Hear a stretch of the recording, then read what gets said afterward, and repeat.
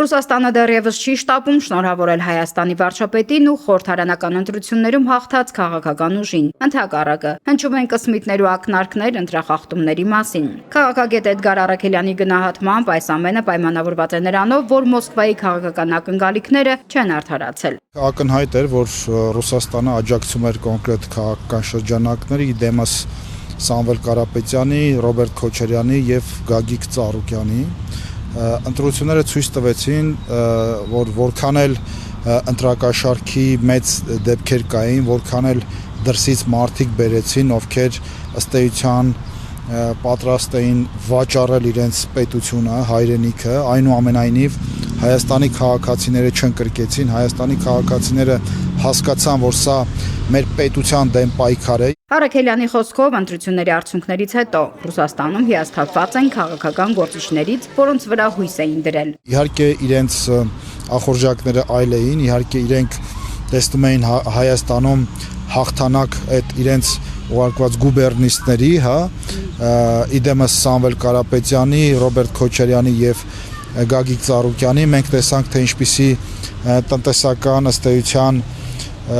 ճնշումներ փորձեցին գործադրել Հայաստանի վրա, փորձեցին վախեցնել։ Քաղաքագետ Արմեն Վարդանյանի դիտարկմամբ էլ, թեև Մոսկվան բավականին լուրջ ռեսուրսներ էր ներդրել Փաշինյանի պարտությունն ապահովելու նպատակով, նրանց ակնկալիքները չարդարացան։ Ոչ միայն մեծ ահռելի ֆինանսական միջոցներ են հատկացվել, նաև մարդիկ են բերվել Ռուսաստանից,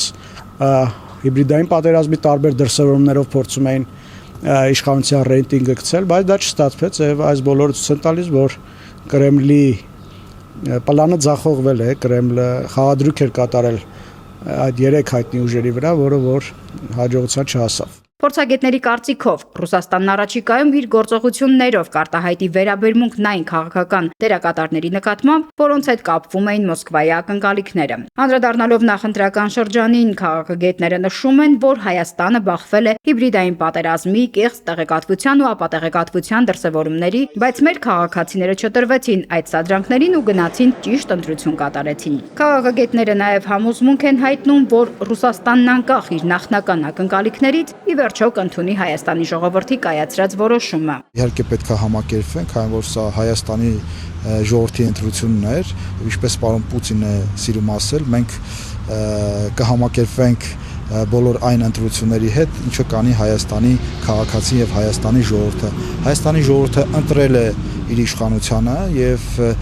չհամակերպվելու այլ տարբերակ պարզապես չունեն։ Ոչ միայն Պուտինը, այլ աշխարհի ցանկացած երկրի ղեկավար։ Ռուսաստանն էլ կշնորհավորի Փաշինյանին, որովհետև իմաստ չունի չշնորհավորելը,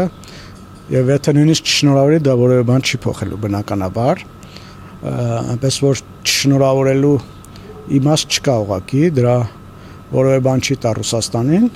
բայց առայժմ իրենք սպասողական վիճակում են, տեսնում են, նայում են, տեսնեն, թե ինչպես են զարգանում իրադարձությունները։ Փորձագետների համոզմամբ ընտրությունների արդյունքները ցույց տվեցին, որ արտաքին ազդեցությունների ու տեղեկատվական ճնշումների պայմաններում էլ Հայաստանի քաղաքացիները կատարել են իրենց ընտրությունն ու վերահաստատել գործող իշխանության մանդատը։ Նարնե Ղուկասյան, Մանուել Ստեփանյան, Ռադար Արմենիա։